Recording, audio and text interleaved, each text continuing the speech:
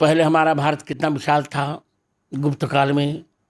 इसके पश्चात विधर्मियों के आक्रमण हुए, बौद्धों के, जैनों के, मुगलों के, मुसलमानों के, खिलजी वंश के। सोशल मीडिया पर चैनल महालक्ष्मी की ओर से सुबह 8 बजे आपके पास पर बात कर रहे हैं आपसे कुछ ऐसी अजीब बात जैसे सुना है आपने, जैन भी अविधर्मी हो गए।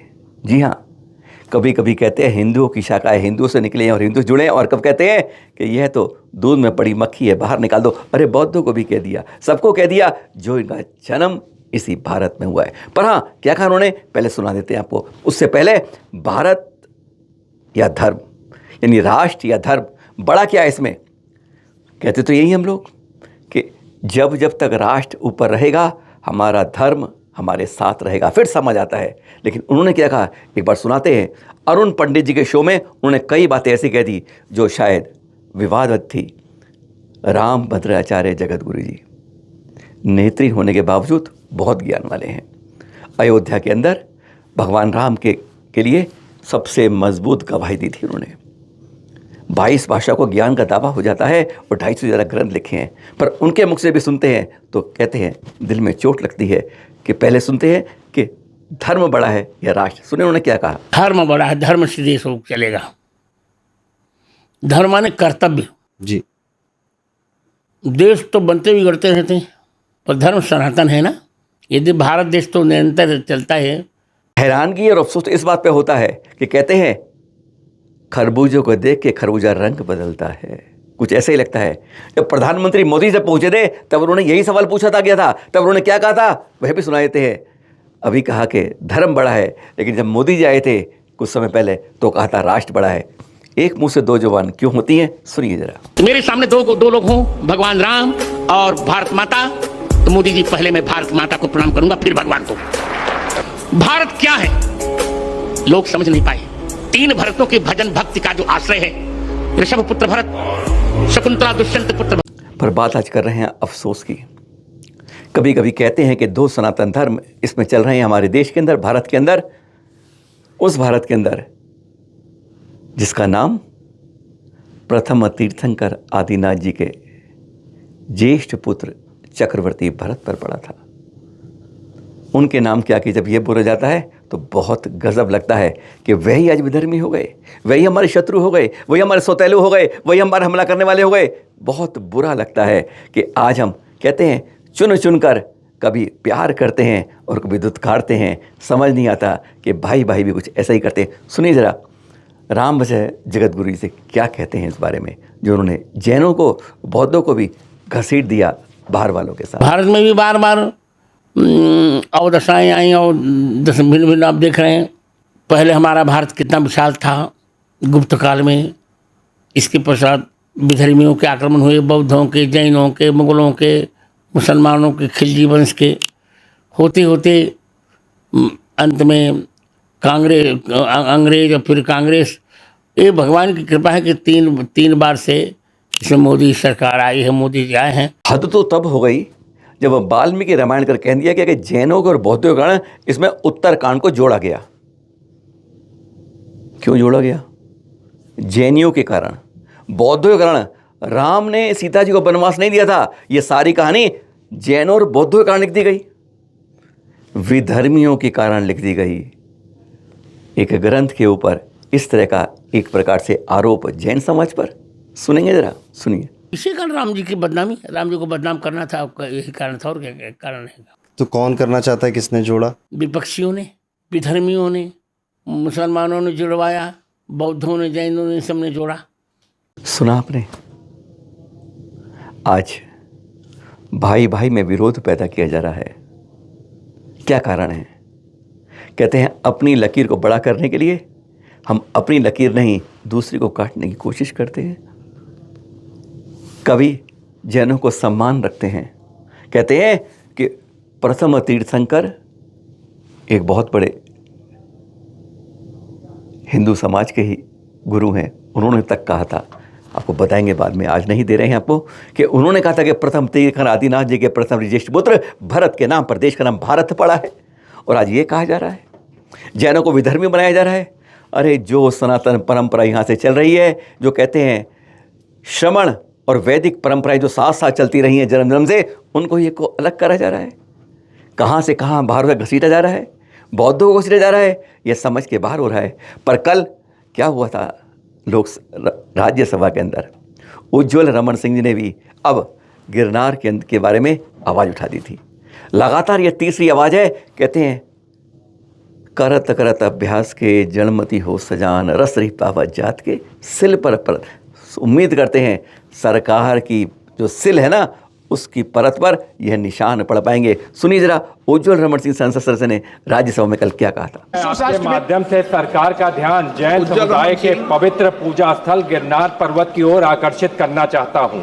महोदय, जैन समाज अति अल्पसंख्यक है। जैन समाज का हमेशा से ही राष्ट्र निर्माण में अहम योगदान रहा है। जैन धर्म के अनुयायियों पर किसी न किसी रूप से प्रहार किया जाता रहा है। गिरनार पर्वत की 5वीं टोक, जो कि जैन धर्म के 22वें तीर्थंकर नेमिनाथ भगवान की मोक्ष स्थली है, वहां पर भगवान नेमिनाथ के मोक्ष कल्याणक दिवस पर, जो वर्ष 13 जुलाई को था, उस दिन जैन समाज के लोगों को निर्वाण लाडू चढ़ाने से रोका गया। भारतवर्षीय दिगंबर जैन तीर्थ कमेटी के सदस्यों ने बतलाया चंद्र प्रकाश कि चावल, बादाम आदि पूजा अर्चना की सामग्री भी रोकी जा रही है। चंद्र प्रकाश, मैं आपके माध्यम से सरकार से पुरजोर अपील करता हूं, गिरनार। धन्यवाद अध्यक्ष महोदय। एक मिनट, आपकी क्या मांग है? एक मिनट अध्यक्ष जी, आपके माध्यम से जैन समुदाय के धर्म, तीर्थ और संस्कृति को संरक्षित और सुरक्षित करने के लिए जैन बोर्ड की स्थापना की जाए। और यह जो आवाज़ उठ रही है संसद के अंदर, गलियारे में, आज राज्यसभा में, कल लोकसभा में और इससे पहले बाहर भी उठ रही है, यह सबका सहयोग मिला में भारतवर्षीय दिगंबर जैन तीर्थ क्षेत्र कमेटी के साथ अध्यक्ष जम्मू प्रसाद जी के साथ, चैनल महालक्ष्मी सुदीप जैन जी और उनके समिति के कई लोगों के साथ पिछले कुछ महीनों से लगातार प्रयास कर रहे हैं। एक जगह नहीं, कई जगह से कोशिशें कर रहे हैं कि गिरनार के अंदर जो 17 फरवरी 2005 का निर्णय है, वह कम से कम निर्देशित रूप से पालन तो हो, इम्प्लीमेंट तो हो, जिसमें कहा गया है कि दोनों समाज वाले लोग, कुछ हिंदुओं के अंदर ऐसा विरोधाभास चल रहा है, लेकिन सब चाहते हैं कि अपने अपने रूप से वहाँ पूजा कर सकें, दर्शन कर सकें, अर्चना कर सकें अपने अपने रूप के अंदर। पर हाँ, इमरान जी ने भी, मसूद जी इनके पास भी गए थे और फिर उन्होंने भी आवाज़ उठाई थी और उन्होंने तो बार बार कई बड़े चैनलों पर इंटरव्यू देते हुए कह दिया कि विष्णु शंकर जैन जी जो और मंदिरों की तो बात करते हैं, क्यों नहीं इस गिरनार के जैन मंदिर की बात करते हैं। सुनिए जरा इमरान जी से। और जिन जैन साहब जो बार बार मंदिरों की वकालत कर रहे हैं, उनसे मैं कहना चाहता हूँ कि गिरनार मंदिर की भी वकालत करें।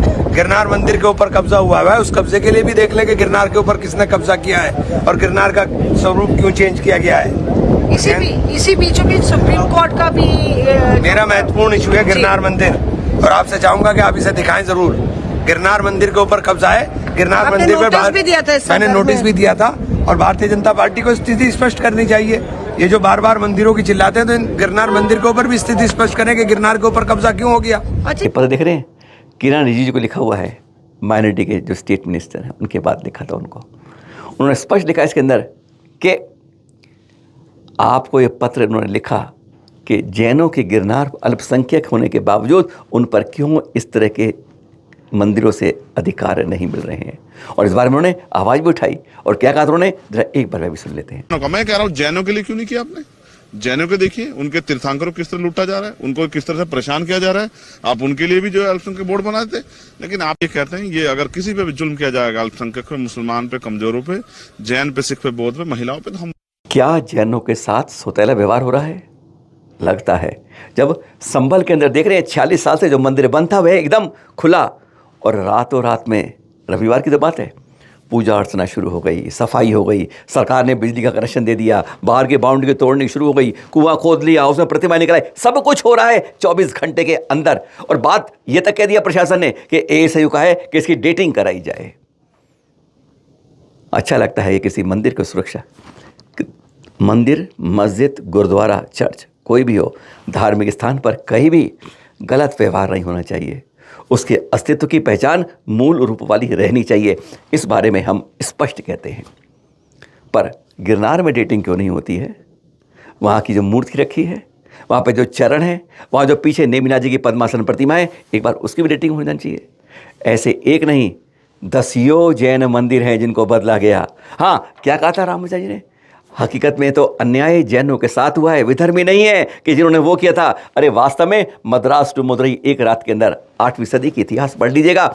8000 दिगंबर साधुओं को किस तरह सूली पर चढ़ाया गया था, 50,000 श्रावकों को किस तरह से मारा गया था। एक जगह नहीं, इतिहास भरा पड़ा है। अरे उस बात को कहते हैं गुरु जगत गुरु जी तो अच्छा लगता।